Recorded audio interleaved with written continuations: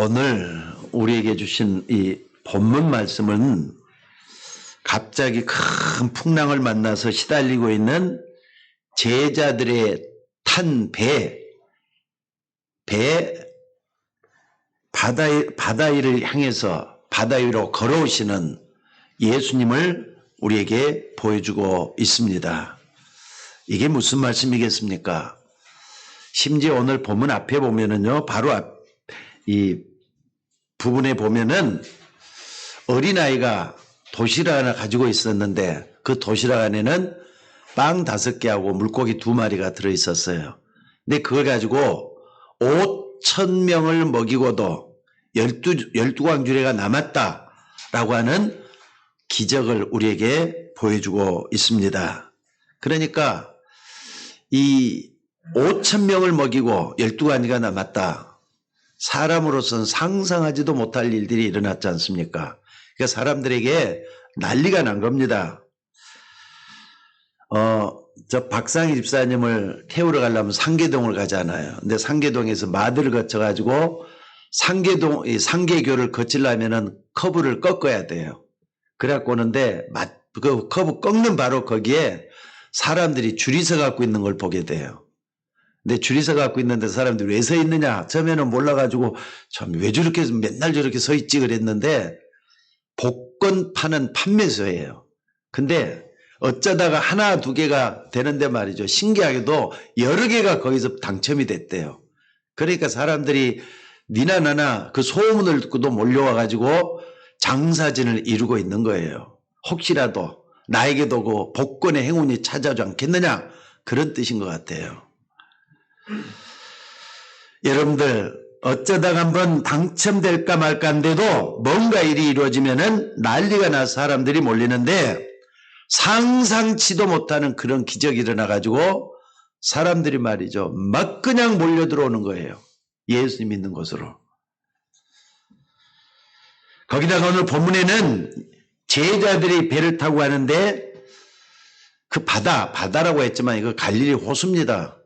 갈릴리 호수가 얼마나 크길래 바다같이 생겼다고 얘기를 하겠습니까? 오늘 본문에 바다라 그랬지만은 갈릴리 호숫가입니다. 호수입니다. 근데 거기에 말이죠. 경사가 지거든요. 바다 해수면하고 또 이 호수가 있는 데하고는 경사가 져가지고 돌풍이 막 몰아칠 때가 굉장히 많답니다. 그 뭐 지금도 지형이 똑같으니까 똑같이 돌풍이 몰아치는 곳이 많아가지고 거기는 말이죠. 항상 물이 출렁일 때가 많다는 거예요. 갈릴리 호숫가가 그렇다는 뜻입니다. 그런데 거기서 예수님께서는 산으로 기도하러 가시고 또 제자들은 먼저 배를 타고 건너가겠단 말이에요. 그런데 배를 타고 가는데 어마어마한 풍랑이 몰아치면서 이제 노를 젓는 것이 힘들어가지고 시달리고 있는 제자들의 모습을 여기서 말씀을 하고 있습니다. 그런데 그 바다인정에 바다 위로 말이죠. 바다 위로 예수님이 걸어오셨다는 거예요. 오늘 여러분들은 이 모습을 어떻게 설명할 수가 있겠습니까? 예수님이 바다 위를 걸어오셨어요. 당연하다고 생각하십니까? 아니면은 여러분도 같이 깜짝 놀라겠어요? 대답을 한번 해보세요. 당연합니까? 깜짝 놀랄 일입니까? 대답을 한번 해보세요. 아니 예수님이 바다 위를 걸어오셨다니까 그게 당연한 겁니까? 아니면은 깜짝 놀랄 일입니까? 아멘? 아멘? 여러분 그렇게 믿으시면 틀림없어요. 근데 오늘 본문에 보니까 사람들이 다 놀라가지고 심히 놀랐다고 이렇게 얘기를 하고 있잖아요. 사람들은 말이죠. 자기가 보고 들은 것을 다 옳다고 생각을 해요. 깜짝 놀랐다 이게 옳다는 거예요. 근데 보면은 틀린 게 더 많아요. 물론 사람들의 말은 존중하면서 잘 들어야 되겠습니다만은 뭘 어떻게 듣고 보느냐 더 중요한 것 같아요. 어떻게 받느냐, 뭘 받느냐 하는 건 더 중요하다니까요. 조금 전에 오병이어로 5,000명을 모이고도 12광주리가 남았다는 이 기적이 일어났을 때 사람들의 반응이 나왔어요. 대부분 사람들은 저 엄청난 능력을 행하시는 저분을 우리의 왕으로 모시자 이렇게 받아들인 겁니다. 여러분 이게 맞는 겁니까? 틀립니까? 능력을 행하시니까 말이죠. 저런 사람을 왕으로 모시면은 우리가 조금 더 혜택을 보면서 유익하지 않겠느냐 이렇게 보는 겁니다. 그런데 그게 틀린 겁니다. 너무 강력하게 나오니까 예수님이 산으로 그냥 올라가 버리셨다 그러셨어요. 여러분들 어쩌면 우리는 이런 소리가 맞다고 생각하고 받아들일 수가 있을 수 있습니다. 또 뭐라고 했느냐? 유대나라 정통파들, 그러니까 기득권을 가지면서 높은 자리에 있는 사람들은 뭐라 그러냐? 아니 만약에 백성들 말대로 저 엄청난 능력을 가지고 있는 저분이 왕이 되면은 우리가 이 자리가 위태롭지 않겠느냐? 저 어떻게 했으면 좋겠느냐? 고민이 생긴 거예요. 아니 무슨 짓을 했길래 저렇게까지 기적을 행할 수가 있느냐? 저분이 누구냐? 근데 이제 곱지 않는 눈으로 바라보는 겁니다. 게다가 여러분들 한번 봐봅시다. 헤롯 안티바라는 사람은 이렇게 표현을 했어요. 저건 정말 충격적인 일이라고. 어떻게 그 많은 사람 먹고도 몇 광절에 남았단 말이냐. 여러분들 지금 무슨 이상한 일이 있는지 자세히 한번 알아봐가지고 보고를 해다오. 이제 관찰 대상이 되는 거예요. 감찰 대상이 된다 이 말이에요. 그리고 민족주의자들은 이런 모습을 보고 뭐라 하느냐. 야, 드디어 우리를 압제하는 로마를 박살낼 메시아가 나타났다. 이렇게 얘기를 하는 겁니다. 아니 로마를 박살낼 메시아가 나타난 게 아니라 모든 민족을 살릴 수 있는 메시아가 나타났다. 이렇게 봐야 되는데 그들이 보는 관점은 이렇게 얘기를 해요. 다 틀린 거지 않습니까? 여러분들 오늘 여러분들은 신앙생활을 어떻게 합니까? 여러분들이 신앙생활을 어떻게 하느냐 지금 그 질문을 묻고 있는 겁니다. 만약에 이런 식으로 예수님 보는 관점이 세상적이라면은 그리고 물질적이라면은 세상에 질 수밖에 없다는 걸 잊지 마셔야 됩니다. 더 놀라운 것은 제자들까지도 막 흥분했어요. 제자들도 흥분하니까 예수님이 기가 찰 것 아닙니까? 말하자면은 제자들 끌고 산으로 올라가신 겁니다. 근데 똑같은 본문이 말이죠. 사복음서에 다 나와 있어요. 사복음서에 다 나와 있는데 요한복음에는 뭐라고 얘기를 하고 있느냐? 그거 대단한 거 아니야? 그런 것 가지고 흥분하면 안 되지 않겠느냐 하시면서 예수님이 뭐라고 얘기를 하느냐? 옛날 얘기를 꺼냈어요. 그 옛날에 이스라엘 민족이 광야에서 만나를 먹지 아니했느냐? 그런데 그 사람들이 구원받았느냐? 못 받았느냐? 이거 가지고 얘기를 하시는 거예요. 사실 말이죠. 광야에 있던 이스라엘 백성은 거의 다가 가나안 땅에 들어가지 못하고 죽었어요.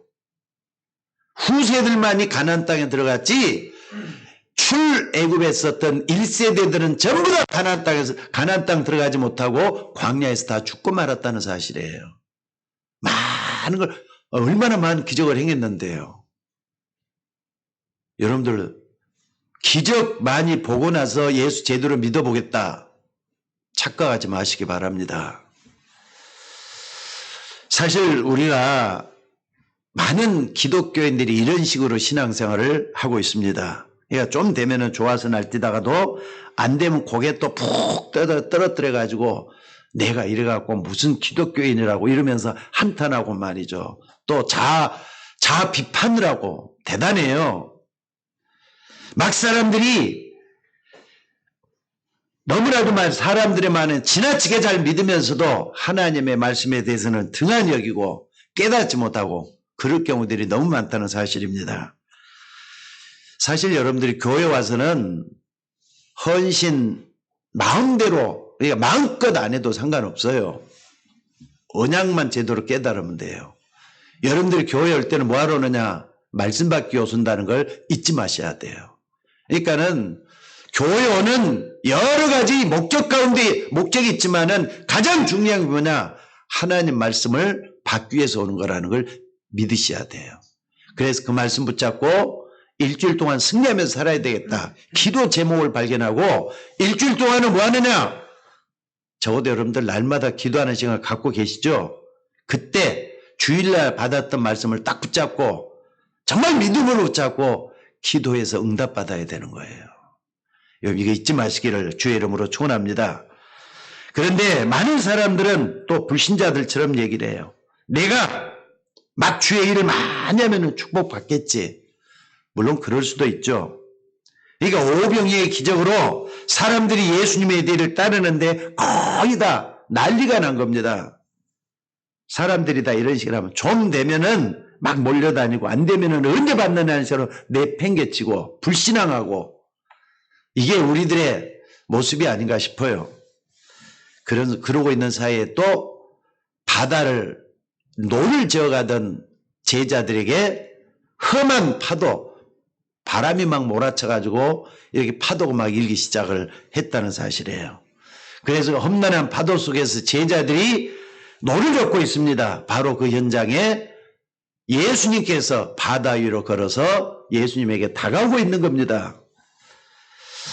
여러분 사기가 많이 힘들죠? 그것도 험한 세파가 거치게 몰아닥치면은 너무 힘들지 않겠습니까? 여러분 꼭 기억을 하셔야 됩니다. 이념 싸움을 하다가 정치적으로 광풍이 몰아닥치면은 그것은 못 말리는 거지 않습니까? 나라가 그래요, 나라가. 그러니까 500년의 이시조선들, 이성계부터 쭉 해갖고 500년이 흘러갔잖아요. 근데 보면은요, 당파 싸움들이 엄청나게 많았어요. 마지막에도 말이죠. 정권, 그러니까 자리 다툼 때문에, 그때나 지금이나 똑같은 것 같아요. 야당, 여야 할 것 없이 그냥 서로 끌어내리고 짓듣고 이런 자리 다툼하는 그런 것 때문에 결국에서는 어떻게 됩니까? 이런 강풍이 몰아닥치니까 일본에게 나라를 뺏겨서 결국은 일제 36년이라고 하는 식민지 생활을 했던 가운데 있어요. 근데 정치가들은 그걸로 끝나버리지만은요, 백성들은 36년 동안이나 수탈과 착취를 당하면서 어려움을 당했다는 거, 고난당하는 거잖아요. 여러분들, 사람들의 헛소리에는 귀를 기울이는데 어느 날 하나님의 말씀을 우습게 보다가 개인에게 강풍이 몰아닥칠 수가 있습니다. 여러분, 하나님 말씀은 두렵게 봐야 되지 우습게 봐서는 안 될 대상이에요. 하나님 말씀 정말로 말이죠. 여러분들 존귀하게 볼 수 있는 여러분들이 되셔야 될 줄로 믿습니다. 이때 예수님께서는 산에서 내려오셔서 제자들을 건지기 위해서 바다 위를 걸어오셨다는 게 오늘 본문의 내용입니다. 여러분 이것은 분명히 사람으로서는 불가능해요. 사람이 이렇게 바다 위를 걸어서 올 수가 있겠어요? 불가능하잖아요. 근데 이걸 놓고 윌리엄 바클레이라든지 여러 신학자들이 말이죠. 이런 부분에 대해서 많은 논쟁을 벌였습니다. 아니 그래도 그렇지 사람이 어떻게 바다 위를 걸어올 수가 있느냐. 근데 설마 물 위를 걸을 수가 있겠느냐. 발이 물에 빠지기 전에 들고 있으면은 떠 있는 것처럼 보이지 않겠느냐. 이렇게 바클레이가 얘기를 했어요. 여러 학자들도 그렇게 많이 했습니다. 게다가 말이죠. 그때는 밤 사경, 깊은 밤이거든요. 그러니까 유대인의 시간 개념은 1경, 2경, 3경, 4경 이렇게 있는데 4경이면은 3시부터 6시 사이니까 3시는 깊은 밤이잖아요. 그리고 이제 6시 되면은 밝아오는 새벽녘이고 근데 밤 4경이니까 3시인지 4시인지 그때인지는 몰라요. 밤이 깊고 파도가 몰아치니까 그게 잘 안 보이잖아요. 떠 있는 건지 바다 위에 있는 건지 아니면은 파도가 막 출렁출렁하니까 그건 분명히 그 거짓말이다 이렇게 얘기를 하는 신학자들도 있어요. 예, 자유주의 신학자들이 되게 그렇습니다. 사실 여러분들 하나님의 능력을 믿지 못하는 이런 사람들 때문에 지금도 교회가 문을 닫고 있는 겁니다. 교회 안에서는 여러분들 어떻게 되느냐. 하나님의 능력 진짜 믿으셔야 돼요. 맞습니까? 맞습니까? 여러분들 이렇게 성경 보는 근원 때문에 성경의 가장 중요한 것을 놓치고 있다는 걸 잊지 마셔야 돼요. 사람도 능력 있는 사람은요. 능력이 필요한 큰 일을 합니다. 또 신비한 것을 가지고 있는 사람은 신비한 그 일을 하게 돼 갖고 있어요.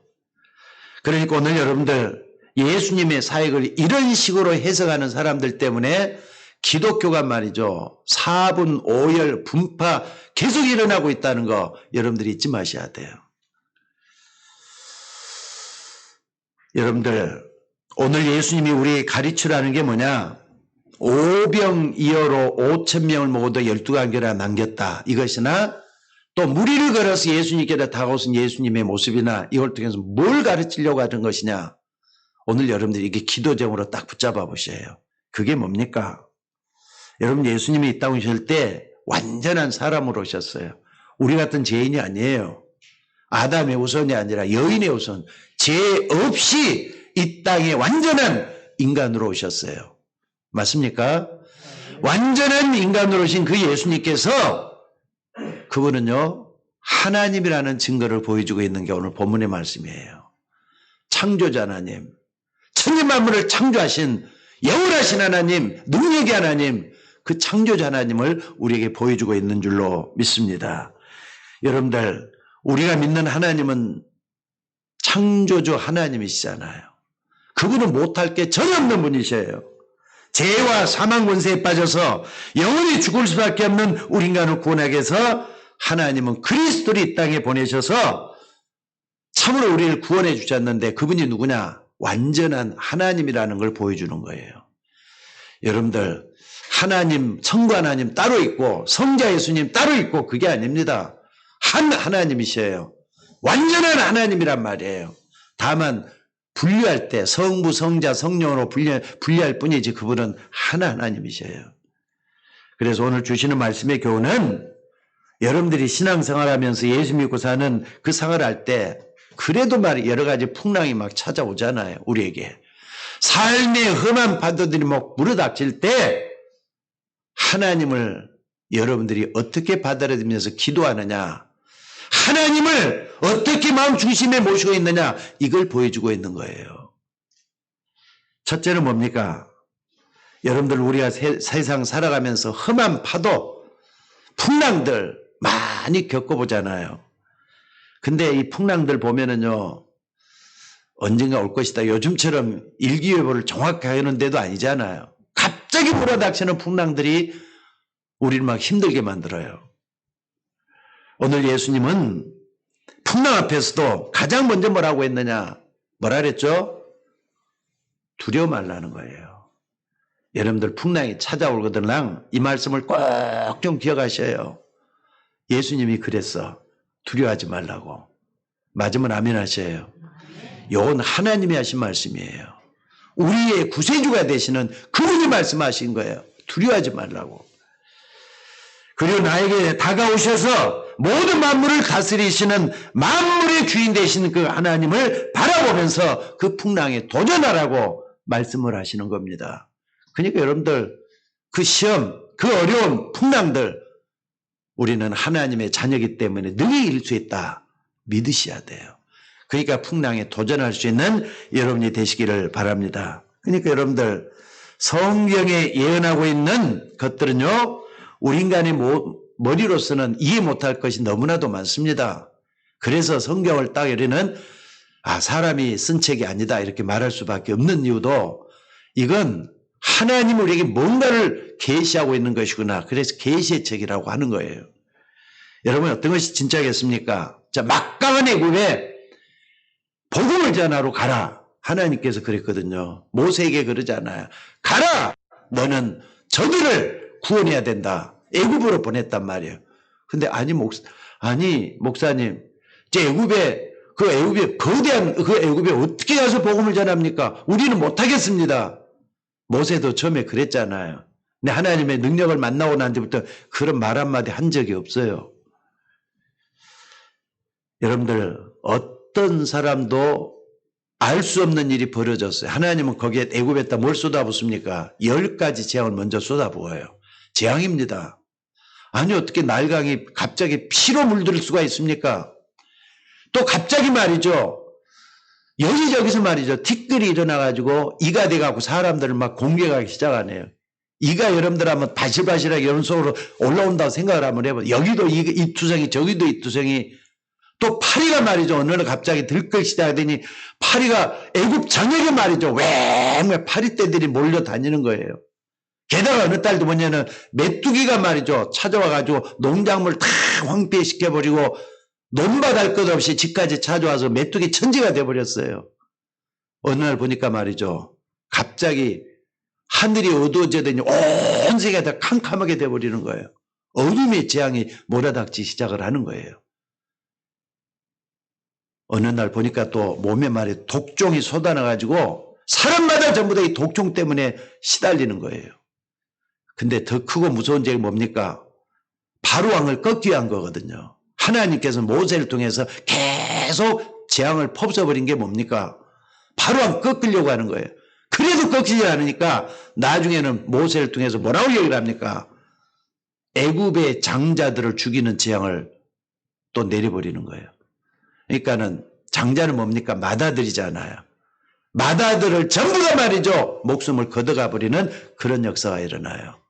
그러니까 바로왕이 항복을 하면서 결국은 돌아오게 됐다. 이런 얘기를 합니다. 여러분들 거기 하나님의 능력을 전하는 복음을 전하고 이스라엘 민족을 노예에서 해방시켜 내도록 하신 것인 줄로 믿습니다. 그러니까 이런 것들은 일반 사람들이 어떻게 이해를 할 수가 있겠습니까? 역사의 주인이신 능력의 주님을 바라보면서 여러분 앞에 다가오는 풍랑에 좀 도전해 볼 수 있는 여러분들이 되셔야 된다는 겁니다. 그러니까 어떤 어려움도 하나의 기회가 될 수가 있어요. 저는 이 코로나 때문에 잃어버린 것보다는 얻는 게 더 많은 것 같아요. 내 자신을 갱신할 수 있는 기회로 만들었고 또 모든 걸 바꿀 수 있는 그 기회로 삼아봤어요.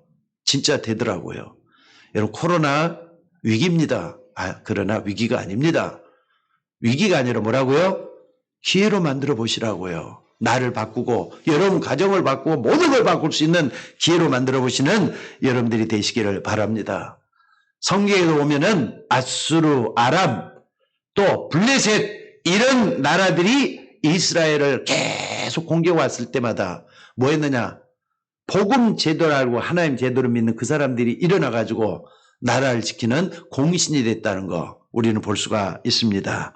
그런데 이 하나님의 언약하는 사람들 가운데 한 사람만 소개하자면 히스기야였던 왕이에요.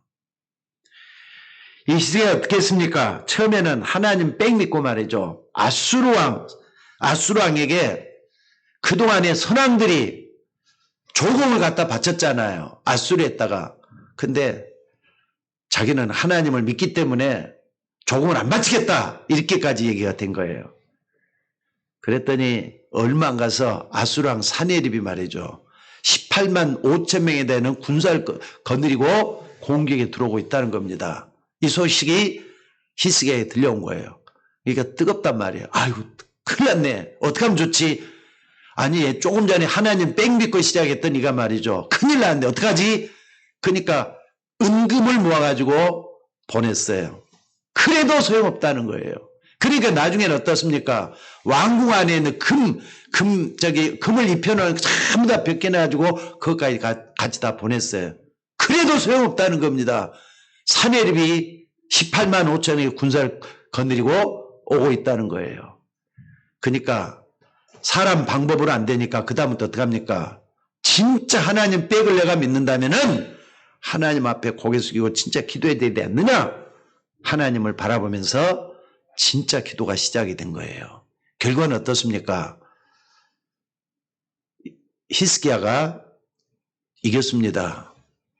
아수르가 졌습니다. 어떻게 졌느냐? 하나님이 역사한 거잖아요. 그 내용을 열왕기하 19장 31절에 이렇게 기록을 하고 있어요. 아직도 말이죠. 이건 아무도 사람들이 설명을 제대로 못하는 일을 성경은 이렇게 기록하고 있습니다. 여러분 이거 믿으셔야 돼요. 열왕기하 19장 35절 이 밤에 여호와의 사자가 나와서 아수르 군사 18만 5천 명을 친지라 아침에 일찍 일어나 보니 다 송장이 되었더라. 여러분 이 말씀을 믿습니까? 안 믿네. 믿습니까? 아니, 하나님 말씀 좀 특별히 좀 다시 한번 읽어볼게요. 35절에 이 밤에 여호와의 사자가 나와서 아수르 원사 18만 5천 명을 친지라. 아침에 일찍 일어나 보니 다 송장이 되었더라. 지금 히스기야가 기도하는 그날 밤이에요. 근데 그날 밤에 하나님의 사자 누굽니까? 천사들을 하나님이 보내가지고 아수르 원자 18만 5천의 생명을 다 걷어가 버렸다 그랬어요. 그러니까 나중에 자유주의 신학자들이 이걸 가지고 뭐라 그러냐? 아니, 그 당시에는 전염병이 돌아가지고 한꺼번에 다 죽었다 이렇게 얘기를 해요. 전염병 아닙니다. 분명히 성경이 뭐라 그랬느냐? 그날 밤에 여호와의 사자가 아수르 원자 18만 5천 명을 친지라 그랬잖아. 그러니까 다 송장이 되었더라. 아니, 병이 나갖고 그래도 그렇지 이 사람 저람 몇 사람 죽고 한 사람 죽고 이렇게 가고 죽게 되는 건 모르겠는데 그날 밤에 어떻게 18만 5천 명이면 한 도시가 완전히 무너져 버리는 그런 엄청난 일이 벌어졌잖아요. 여러분, 이거 당연한 거라고 믿으셔야 돼요. 하나님의 역사에 이런 일도 할 수 있음을 믿으시기 바랍니다. 그렇기 때문에 이 땅의 모든 인간들은 어느 누구도 하나님이 부르시면은 다 가야 되는 겁니다. 그런데 이것은 사람들에게 정말로 중요한 일인데도 불구하고 관심을 별로 안 가져요. 뭐 죽으면 죽지 뭐. 죽으면 가는 거지 뭐. 이렇게 간단하게 생각을 해요. 여러분에게 인류의 최대 문제가 뭐죠? 전쟁 문제도 아닙니다. 인류의 최대 문제는 위기도 아닙니다. 인류의 최고 문제는 뭐냐? 죽음이라는 문제예요. 죽음 앞에는 장사가 없다잖아요. 그렇기 때문에 그 죽음을 어떻게 내가 정의를 하고 어떻게 받아들이고 있느냐, 이게 중요해요. 다시 한 번 말씀드립니다. 죽음이라는 것은요, 하나님이 인간에게 주신 형벌이에요. 처음에는 죽음이 없었습니다. 창세기 3장 이후로 죽음이 실제화된 거지 않습니까? 그러니까 형벌은 형벌대로 가게 돼 갖고 있어요. 사람이 한 번 죽는 것은 정하신 일이요, 그 후에는 뭐가 있다고요? 심판이 있다 그랬어요. 형벌이기 때문에 심판이 있는 거예요. 그렇잖아요. 근데 죽으면 죽은 줄 뭐 까짓 거, 죽음 알게라 아주 우습게 하는 사람들이 많습니다. 아닙니다. 자, 여러분들, 세계의 모든 나라, 모든 사람들은 이걸 모르기 때문에 갑자기 풍랑을 만나는 거예요. 여러분, 한 바빌론 한번 봐봅시다. 이런 강대국이 망할 것이라는 것은요, 그 당시에 사람들은 상상도 못했을 거예요. 그런데 상상치도 않더니 바빌론이 하나님의 말씀하신 그대로 망했다는 거. 성경의 각 나라들은요, 하나님이 그 예언서, 그러니까 구약의 예언서들 딱 보면은 망했다고 하는 그 나라들이 망하게 된 것을 전부 다 예언했다는 사실을 여러분들이 좀 알았으면 좋겠습니다. 그러니까 바벨론은 왕궁 안에다가 왕이 말이죠, 강을 만들었대요. 그래서 배를 띄워가지고 그 배에서 유람을 하면서 놀았다는 기록이 있어요. 게다가 말이죠, 예루살렘 성을 함락시키고 나서 뭐 했느냐, 그 금잔 있잖아요. 술잔을 갖다 금으로 돼 갖고 있는 잔을 가져와서 그 금잔에다가 술을 따라 먹고 그랬대요. 그러니까 어마어마하잖아요, 바빌론 나라에서는. 그런데 여러분들, 역사가 지금 이렇게 다 증거를 하고 있는데 성경에도 뭐라 그랬느냐, 이사야 43장 14절에 보니까 내가 바벨론의 사람을 보내어 모든 갈대아 사람에게 자기들이 연락하던 배를 타고 도망하게 내려가게 할 것이다, 이렇게 예언을 해놨어요. 바벨론이 자기들이 연락하던 배를 타고 내려가게 될 것이다고, 망해서 갈 것이다, 이렇게 예언을 해놨다니까. 그러니까 여러분들 이런 말씀들이 좀 이해가 됐으면 좋겠습니다. 사망의 강을 내고 또 바다에 길을 내겠다고 하셨어요. 여러분들, 바벨론이 어떻게 무너졌느냐, 참 신기하거든요. 그러니까 이 파사, 이게 페르시아거든요. 페르시아에 고레스라는 왕이 일어났어요. 그래가지고 바벨론 왕궁에 있는 물줄기, 아까 강을 만들었다니 강에 있는 물줄기를 갖다가 차단시켜버렸어요. 강이 큰데 그 물줄기를 차단시켜버리니까 어떻습니까? 강이 말라가면서 뭐가 되는 거죠? 강 자체가 길이 돼 갖고 있는 거예요. 그 길을 타고 군사들을 보내서 왕궁을 쳐버렸단 말이에요. 그러니까 신기하잖아요. 이게 강줄기를 말리기 위해서 군사를 보내서 쳤단 말이에요. 그래서 고레스 왕이 들어와서는 바벨론 물이 떠나서 하는 말이 이렇습니다. 뭐라 그랬느냐? 이스라엘 민족들을 본국으로 들어가게 해서 성전을 재건하게 하라. 근데 지금도 말이죠. 역사가들은 아니 고레스라는 이방 왕이 어떻게 이스라엘 백성들로 하여금 본국으로 돌아와서 성전을 재건하는지 이해를 못하고 있어요. 왜 그랬는가? 물론 하나님께서 불신자를 통해서도 역사하시잖아요. 그런 역사일 것이다. 이런 생각만 하지 정확하게는 모르고 있어요. 자, 어찌됐든 이건 역사적인 얘기입니다. 여러분들 역사의 주인이신 그 하나님을 바라보면서 여러분 앞에 다가오는 풍랑들, 클 수도 있고 적을 수도 있잖아요. 이 풍랑들을 도전할 수 있는 여러분들이 되셔야 돼요. 위기가 아니라 기회다 이 말이에요. 여러분이 도전할 수 있는 이걸 붙잡고 나갈 수 있는 여러분들이 되시기를 바랍니다. 물론 잠시 고통이 따르고 고달픔이 따를 수도 있어요. 그래도 여러분 앞에 다가오는 풍랑에 도전할 수 있는 여러분이 되셔야 될 줄로 믿습니다. 또 당시 1000년 왕 동안이나 지속되던 로마, 그 로마가 어떻게 멸망했죠? 사실 제일 무서운 것은요, 주후 79년도에 화산이 폭발했어요. 베수비오 화산이, 이탈리아에 있는 베수비오 화산이 폭발해서 어마어마하게 크게 일어났는가 봐요.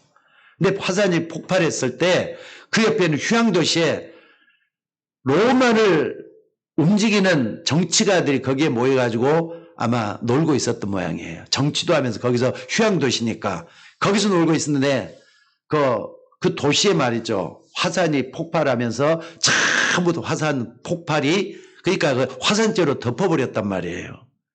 그러니까 폼페이라는 데가 덮여져 버렸어요. 아니 작년에 그러니까는 작년에 내가 인터넷 통해서 작년에 본 것이 있어서 인터넷 통해서 확인을 했거든요. 11월 22일자에도요. 이 베스비오 화산이 폭발할 때 두 남자가 그대로 말이죠. 화석이 돼 갖고 있는 게 발견이 됐다는 것을 찍어 갖고 있더라고요. 근데 그 보니까 한 사람은 부유한 사람이고 한 사람은 노예에 있을 것이다. 이렇게 예측을 해요. 왜냐하면 그 부유한 사람은 망토를 걸치고 있더래요. 근데 그게 그대로 화석이 돼 갖고 있고요. 노예는 천안 신부니까 신발도 없이 있는 모습 그대로 시체가 화석이 돼 갖고 발견이 됐다는 겁니다. 자, 어찌됐든 이 폭발로 인해 갖고 많은 정치가를 쓸어버렸어요. 게다가 또 정치가들이 없으니까 어떻게, 그게 얼마 가서 어떻습니까? 나라 안에 말이죠. 이제 내분이 일어날 거 아닙니까? 얼마 가서 동로마 제국, 서로마 제국으로 갈라지기 시작을 해요. 갈라지는 데다 저쪽에 중앙아시아 쪽에 있는 코카사스 지방에 훈족이라고 있어요. 훈족이 이제 로마를 치고 들어온 거예요. 그러니까 그냥 무너져 버리잖아요. 로마 1000년이나 지속된 나라가 하루아침에 이렇게 망해져 버리는 그런 경우가 있어요. 그러니까 여러분, 나라의 흥망성쇠도 개인의 종말도 하나님이 지고 있다는 거 여러분 꼭 좀 기억할 수 있는 여러분들 되시기를 바랍니다. 그런데 재밌는 것은요, 모든 길이 다 로마로 통한다 그러잖아요. 각 나라, 로마가 점령했던 그 나라를 통해서 그 길을 열었는데 그 길을 통해서 뭐 했느냐? 복음이 전달되기 시작한 거예요. 복음이 수출됐다 이 말. 그래가지고 세계복음화가 이루어졌던 게 로마예요. 여러분들 한마디로 말 역사의 주인은 누구냐는 겁니다. 하나님이신 줄로 믿습니다. 역사의 주인 되신 예수 그리스도 그분이 지금 풍랑으로 고생하는 제자들에게 찾아오고 있다는 사실입니다. 여러분들 예수님이 바다 위만 걷겠어요? 바로 앞에 오병이어로 5,000명을 먹었다는 기적을 나타냈어요. 또 뿐만 아니라 각종 병든 자들에게 치료하시는 전능하시는 하나님이셔요. 그래서 여러분들 우리가 주님을 바라볼 때 구세주이신 그리스도로도 믿어야 되겠지만은요, 하나님으로 분명히 믿고 기도할 수 있는 그분만을 바라보고 믿을 수 있는 저와 여러분이 되셔야 될 줄로 믿습니다. 지금도 눈에 보이지 않게 우리와 함께 하시는 성삼위 하나님과 그리스도의 능력을 믿고 여러분에게 찾아오는 그런 크고 작은 풍랑들에게 대해서 파도를 좀 타고 나가시기를 바랍니다. 파도는요, 잘 타고 나가는 사람이 싸워서 이기는 사람 되는 거잖아요. 거기다 호적되지 말고 예수님처럼 바다 위를 걸어서 여러분도 한번 갈 준비를 하고 나갈 수 있는 여러분들이 되어야 되겠다는 사실입니다. 또 두 번째는 뭡니까? 그분은 인류의 역사만을 주관하는 것이 아닙니다. 우주 만물을 통치하신 그분의 말씀을 한번 주목해서 그 말씀을 꼭 좀 붙잡으셔야 돼요. 도전만 하는 게 아니라 뭐라고요? 말씀을 붙잡고 기도할 수 있는 여러분들이 되셔야 되겠다는 사실입니다. 여러분, 우주 만물과 내 생명을 주관하신 주인 되신 하나님은 지금도 말씀으로 역사하시는 하나님이시에요. 제자들에게 찾아오시면서 예수님 뭐라 그랬다고요? 안심하라. 나니 두려워하지 말라. 그러니까는 아마 이 말씀은요, 여러분들이 평생 붙잡고 어려움 당할 때마다 떠올려 보셔요. 왜냐하면 하나님은 말씀으로 역사하기 때문에 그렇습니다. 안심하라. 나니 두려워하지 말라. 예수님이 하신 말씀이에요. 어려움 당할 때마다 꼭 이 말씀을 붙잡고 힘을 얻는 여러분들이 좀 됐으면 좋겠습니다. 여러분들, 제자들은 유령인 줄 알고 놀랐는데 예수님은 안심하라. 나니 두려워하지 말라 그랬어요. 여러분, 이게 제자들을 단순히 위로하려고 하는 말씀인 것 같아요. 지금도 전 세계에 어려움 당하고 풍랑 만나는 사람들 향하여 안심하라. 나니 두려워하지 말라. 이렇게 말씀하는 거거든요. 그래서 많은 사람을 살려내야 되고, 그러려면 내가 먼저 살아나고 내 가정을 살려내고 여러분 주변을 살려내야 되기 때문에 이 말씀을 하시고 계시는 줄로 믿습니다. 오늘 여러분 어떤 문제가 왔습니까? 그 문제 속에 분명히 하나님의 계획이 있다고요. 하나님의 뜻이 그걸 통해서 나타나게 될 줄로 믿습니다. 사실 두려워할 수 있는 것들이 많이 있는데 어떻게 두려워하지 않을 수가 있겠어요. 근데 내가 정말 하나님을 믿는다면은 길이 되시고 진리가 되시고 생명 되신 능력의 그 주님을 믿는다면은 이 말씀이 여러분의 영원한 능력의 말씀이 될 거예요. 안심하라. 나니 두려워하지 말라. 그것도 언제입니까? 밤 사경이라 그랬잖아요.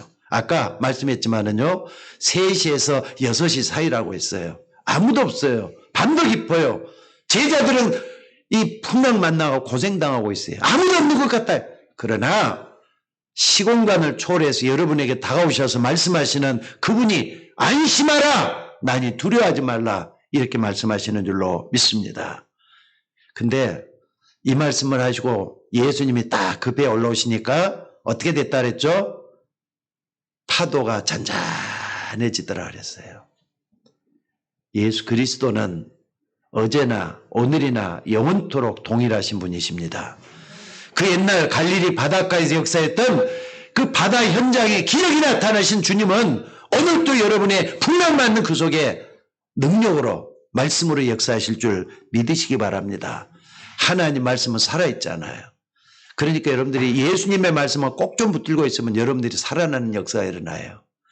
자, 따라서 해봅시다. 살리는 것은 영이니 육은 무익하니라. 내가 너에게 이르는 말이 곧 영이요 생명이니라. 따라서 해봐요. 내가 너에게 이르는 말이 곧 영이요 생명이니라. 예수님의 말씀은 지금도 딱 붙들면은 옛날에 있었던 역사가 똑같이 일어난다는 말씀이에요. 그리고 세 번째는 뭡니까? 여러분들, 그렇다면은 우리가 예수님이 정확하고 분명히 맞다면은 더 이상 사람 소리 듣지 말고 하나님이 원하는 미션을 붙잡으셔야 돼요. 오늘도 우리는 안심하라 내니 두려워 말라 그것만 말씀한 게 아니에요. 여러분들, 말씀 붙잡고 앞으로 내가 뭘 해야 될지 그 미션을 붙잡으면 돼요. 왜 그러냐? 지금도 말이죠. 창세기 3장 자꾸 막이는 여러분이 최고다고, 그래도 너가 중요하지 않느냐고 이렇게 몰아붙이고 있어요. 또 창세기 6장에 보니까 말이죠. 하나님 안 믿고 네피림 쪽으로 끌고 가고 있어요. 그래서 뭐 하는 거죠? 죄 짓게 만들고 욕심 부리게 만들고 나중에는 뭡니까? 방주 만들지 않으면은 안 될 정도로 세상이 타락하도록 만들고 있어요. 또 사람들은 어떻습니까? 하나님 말고 인본주의 대가로 만들어 놓고 있어요. 창세기 3장, 6장, 11장 지금도 계속되고 있잖아요. 여러분들 그렇기 때문에 아무리 창세기 3장, 6장, 11장이 계속된다 할지라도 하나님이 주시는 언약을 미션으로 붙잡는 사람은 다 승리했어요. 노아가 그랬고 아브라함이 그랬고 이삭, 야곱, 요셉이 다 그랬어요. 그러니까 언약 붙잡는 게 최고 축복이에요. 이거 붙잡고 여러분들이 하나님이 이것 때문에 나에게 미션을 주셨구나. 이걸 딱 붙잡을 수 있는 여러분들이 되셔야 될 줄로 믿습니다. 지금도 예수님 말씀을 하셔요. 뭐라고요? 두려워하지 말라고요. 큰 파도가 몰아닥치니까 무섭기는 하고 그렇지만은 안심하라 내니 두려워하지 말라. 이 말씀을 여러분들이 영원한 하나님 말씀으로 딱 붙잡고 여러분의 현장에서 위기를 만나거나 어려움 당할 때마다 이 말씀을 미션으로 좀 붙잡을 수 있는 여러분이 되시기를 바랍니다. 하나님은 영으로 계시기 때문에 절대로 우리 눈에는 보이지 않습니다. 성삼위 하나님의 역사로 지금도 역사하고 있다 이 말입니다. 그렇기 때문에 여러분들 이 땅에서 말이죠. 어떤 풍랑에도 두려워하지 말고 그 속에서 하나님의 뜻을 찾아내셔야 돼요. 그럼 절대로는 여러분은 망하게 되지 않을 줄로 믿습니다. 나라가 완전히 망해가지고 바벨론은 포로가 되고 말았어요 결국은. 근데 성경은 망했단 말만 한 게 아니라 그 속에서 이사야 7장 14절의 말씀 붙잡은 사람들이 일어나도록 만들었어요. 봐라! 처녀가 잉태 아들을 낳을 것이요 그 이름을 임마누엘이라 하리라. 이 말씀을 붙잡았던 것 때문에 고레스 왕을 통해서 말이죠. 성전 재건의 약속을 또 약속하셨던 거 아닙니까? 그러니까 이건 아직까지도 의문이라니까 어떻게 해서 고레스라는 불신자가 이스라엘 백성들로 하여금 본국에 들어가서 성전을 건축하라 이렇게 말을 했겠느냐는 거예요. 그 당시에 이런 이스라엘 백성들이 포로가 되어서 바빌론에 끌려갔는데도 포로 가운데 있었던 다니엘 같은 사람이 또 일어나서 하루에 3번씩 예루살렘 성을 향해서 기도한 근데 거기에 말이죠. 사자굴에 들어가서 또 기적이 일어나잖아요. 사드락, 메삭, 아벤노 같은 사람이 우상 숭배 절대로 못하겠다는데도 어떻습니까? 풀무불 속에 몇 천도가 넘는 풀무 속에 들어갔는데도 죽지 않고 머리털 하나 상하지 않고 살아남았다 그랬잖아요. 누굽니까? 언약 잡은 사람들이에요. 언약을 미션으로 알고 삼았던 사람들 때문에 그런 역사가 일어났다는 사실입니다. 여러분 예수님 당시에도 로마의 속국이 돼갖고 있어요. 근데도 예수님이 그걸 보여주잖아요. 내가 누구냐? 주는 그리스도시요 살아계신 하나님의 아들이십니다. 요 말은 사단의 권세도 알기 때문에 경계할 수 있다는 사람이에요. 여러분들 지금도 똑같습니다. 구약에서 됐든 신약이 됐든 중약에 언약의 흐름만 여러분들이 딱 붙잡고 요걸 향해서 나갈 수 있는 여러분이 되시기를 바랍니다. 나중에는 이걸 갖다가 바울이 붙잡잖아요. 뭐라 그럽니까? 내가 아무리 조롱을 당하고 어려움을 당해도 이 복음을 부끄러워하지 않겠다. 이 복음은 모든 믿는 자에게 구원을 주시는 하나님의 능력이기 때문에 그렇다 고백을 해요. 그러면서 바울이 뭐라 오직 의인은 믿음으로 말미암아 살리라 이 고백을 하는 겁니다. 여러분들 이 땅을 떠날 때 되면요 바울의 고백처럼 오직 의인은 믿음으로 말미암아 살리라 이 고백이 여러분 마음속에서 떠나지 않으면서 하나님 곁으로 갈 수 있는 준비를 하셔야 돼요. 여러분 그런 사람은 망하지 않습니다. 절대로 멸망당하지 않습니다. 오직 의인은 믿음으로 말미암아 살리라 이것은요 그 옛날 선지자 하박국이 고백했던 신앙 고백이었어요. 하박국에게 뭐라고 얘기를 합니까? 하박국이 말을 하나님께 불평을 하면서 아니 목사님, 아니 하나님 저 악한 사람들은 왜 그냥 내버려 둡니까? 아니 못되고 말이죠. 또 어떻습니까? 악한 사람들 그냥 내버리는 이유가 뭡니까? 하나님께 막 불평을 늘어놓고 그랬어요. 하박국이라는 선지자가. 그러니까 그 당시에 막 살인도 하고 또 사기도 치고 도둑질도 하는 그 사람들 하나님 왜 그냥 두냐고 말이지. 이렇게 하는 거예요. 그때 하나님이 이렇게 대답을 하잖아요. 내 말을 돌판에 새기라. 하나님의 말씀을 돌판에 새기면 어떻게 되죠? 그 말은 뭐냐면 영원한 하나님의 말씀이 어떻게 되는가 두고 보라는 말씀이거든요. 그 여러분들 이 말씀을 꼭 좀 붙잡을 수 있게 바랍니다. 하나님 말씀 살아서 움직인다. 아멘. 영원한 말씀이다. 아멘. 그래서 하박국이 나중에 고백하는 게 오직 의인은 믿음으로 말미암아 살리라. 하나님의 말씀을 믿는 믿음으로 말미암아 살게 될 것이다. 그 고백을 했던 겁니다. 오늘 여러분들 이런 가운데서 이 말씀들은 계속해서 역사 속에 흘러내려와요. 근데 1000년 동안이나 천주교가 딱 이렇게 있으면서 말씀의 암흑시대가 오기 시작을 했어요. 그런 가운데 또다시 옛날에 하박국이 붙잡았던 사도 바울이 붙잡았던 이 말씀을 또 누가 붙잡느냐? 말틴 루터가 붙잡았어요. 그래가지고 아까 말했던 하박국이 붙잡았던 것들이 계속해서 오직 의인은 믿음으로 말미암아 살리라. 이 고백을 계속해서 루터 가면서 종교개혁이 또 이루어지잖아요. 자, 그렇다면 오늘 여러분들 이제 말씀을 한번 정리해 보십시다. 여러분이 좀 작은 일에 너무 좀 흥분하지도 말고 또 하나님이 여러분들에게 응답을 줘도 너무 여러분들 기뻐하지 말고 어려움이 와도 흔들리지 마시기를 주의 이름으로 축원합니다. 그래서 아무리 어려도 본질을 좀 찾아냈으면 좋겠어요. 하나님과 나 사이에서 가장 중요한 게 뭔가 본질을 찾아내는 여러분들이 되시기를 바랍니다. 그래서 51절에 보니까 뭐라 그랬습니까? 오늘 여기 말씀에 배에 올라 그들에게 가시니 누가 하셨다고요? 예수님이 배에 올라왔단 말이에요. 그러니까 바람이 그치는지라 그랬어요. 여러분들이 아무리 위기나 어려움이 찾아와도 예수님의 말씀으로 꽉 차 있으면은 그 어려움들은 다 물러가게 될 줄 믿으셔야 돼요. 맞습니까? 사실 이런 모습은 우리들하고 똑같지 않습니까? 우리가 믿음이 없고 흔들릴 때, 말씀이 떠나가고 우리가 없을 때는 놀라고 말이죠. 두려워 떨고 그럴 수밖에 없어요. 그러나 하나님의 말씀으로 여러분에게 꽉 차 있다면은 그 위기나 어려움들은 이상하게 없어지기 시작을 해요. 진짜 믿으셔야 돼요. 그래서 오늘 여러분들 무슨 말입니까? 여기 예수님께서 맨 마지막에 했던 말씀이 참 중요해요. 뭐라 그럽니까? 52절 다 같이 한번 읽어봅시다. 자, 시작. 이는 그들이 떡 되시던 일을 깨닫지 못하고 도리어 그 마음이 둔해졌습니다. 아니, 바다 속에서 말해 풍랑 때문에 괴로워하고 있는 이 제자들이잖아요. 조금 전에 오병이어로 엄청난 역사를 일했던 그 예수님이 하나님이란 거 요걸 깨닫지 못했다 이 말이에요. 그러니까 바다 위에서 또다시 그냥 허우적대면서 방황을 하고 고통당하는 그들이 됐다 이 말이에요. 그러니까 오늘 여러분들 꼭 좀 기억을 하십시다. 어떤 문제를 만나면 본질을 생각을 해보세요. 하나님의 계획이 뭐냐? 하나님은 뭐 때문에 이러냐?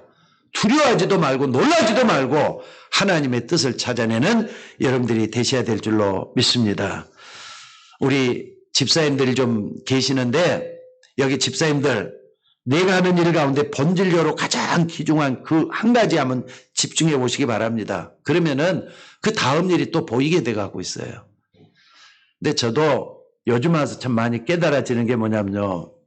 우리 집사람한테도 참 많이 꾸지람도 받고 그 때문에 좀 이렇게 좀 집사람 질책도 많이 받는 게 하나 있어요.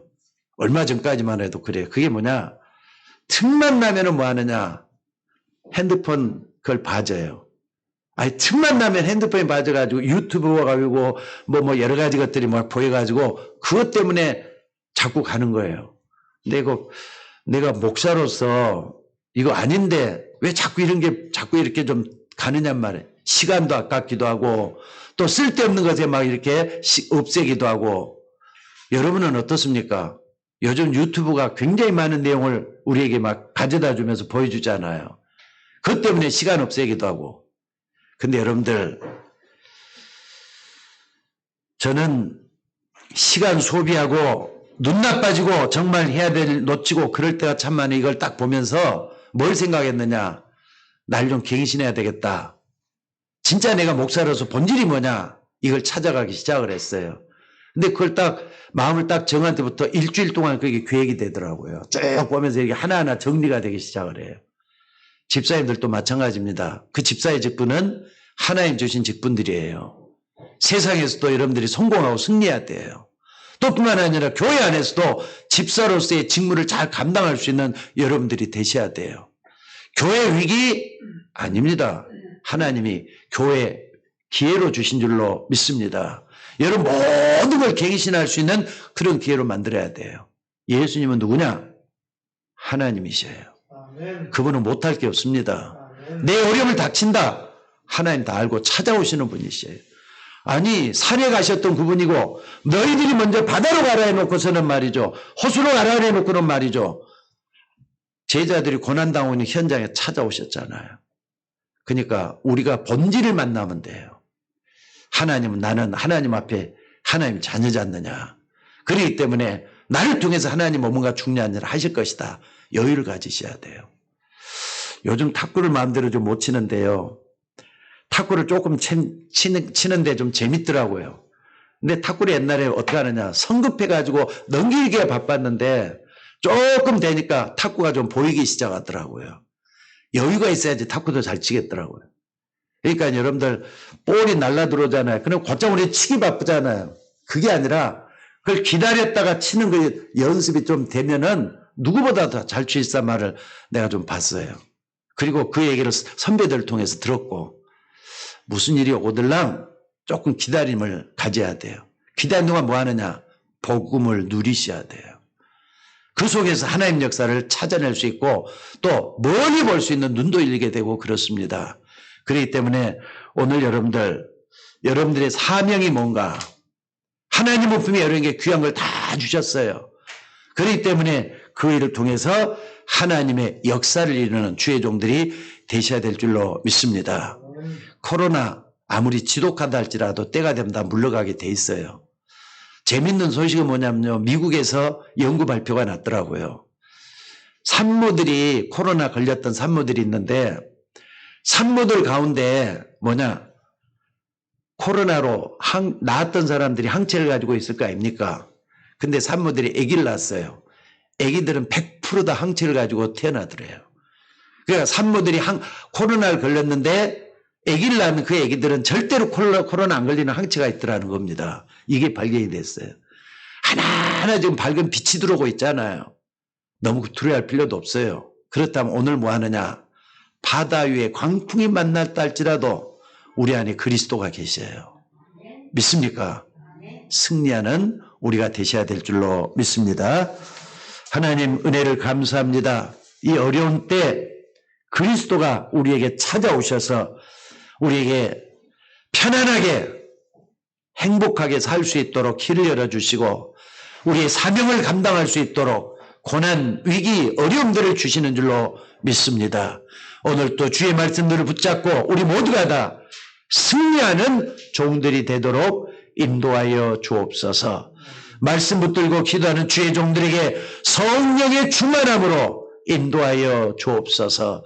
말씀으로 충만하게 하시고 하나님의 은혜가 떠나지 않도록 도와주시며 능력의 말씀이 항상 옆에 계셔서 주의 종들을 인도하여 주옵소서.